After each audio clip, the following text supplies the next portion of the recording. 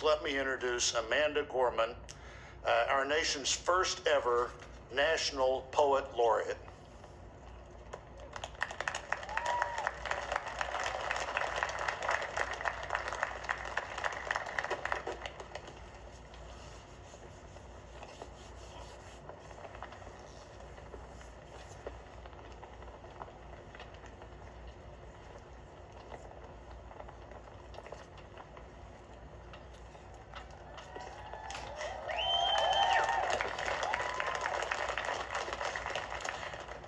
Mr. President, Dr. Biden, Madam Vice President, Mr. Emhoff, Americans, and the world. When day comes, we ask ourselves, where can we find light in this never-ending shade? The loss we carry, a sea we must wade. We've braved the belly of the beast. We've learned that quiet isn't always peace. In the norms and notions of what just isn't always just is. And yet the dawn is ours before we knew it. Somehow we do it. Somehow we've weathered and witnessed a nation that isn't broken, but simply unfinished. We, the successors of a country and a time where a skinny black girl descended from slaves and raised by a single mother can dream of becoming president, only to find herself reciting for one. And yes, we are far from polished, far from pristine, but that doesn't mean we are striving to form a union that is perfect. We are striving to forge our union with purpose, to compose a country committed to all cultures, colors, characters, and conditions of man. And so we lift our gazes not to what stands between us, but what stands before us. We close the divide because we know to put our future first, we must first put our differences aside. We lay down our arms so we can reach out our arms to one another. We seek harm to none and harmony for all. Let the globe, if nothing else, say this is true. That even as we grieved, we grew. That even as we hurt, we hoped. That even as we tired, we tried. That we'll forever be tied together, victorious.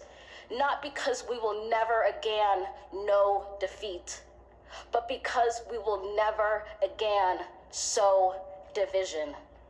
Scripture tells us to envision that everyone shall sit under their own vine and fig tree, and no one shall make them afraid. If we're to live up to our own time, then victory won't lie in the blade, but in all the bridges we've made. That is the promised glade, the hill we climb, if only we dare it, because being American is more than a pride we inherit. It's the past we step into and how we repair it.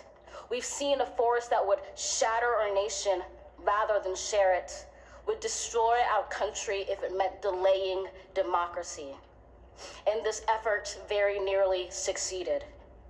But while democracy can be periodically delayed, it can never be permanently defeated. In this truth, in this faith we trust, for while we have our eyes on the future, history has its eyes on us. This is the era of just redemption. We feared it at its inception. We did not feel prepared to be the heirs of such a terrifying hour, but within it we found the power to author a new chapter, to offer hope and laughter to ourselves. So, while once we asked, how could we possibly prevail over catastrophe? Now we assert, how could catastrophe possibly prevail over us? We will not march back to what was, but move to what shall be, a country that is bruised but whole, benevolent but bold, fierce and free. We will not be turned around or interrupted by intimidation, because we know our inaction and inertia will be the inheritance of the next generation. Our blunders become their burdens. But one thing is certain: If we merge mercy with might and might with right, then love becomes our legacy and change our children's birthright.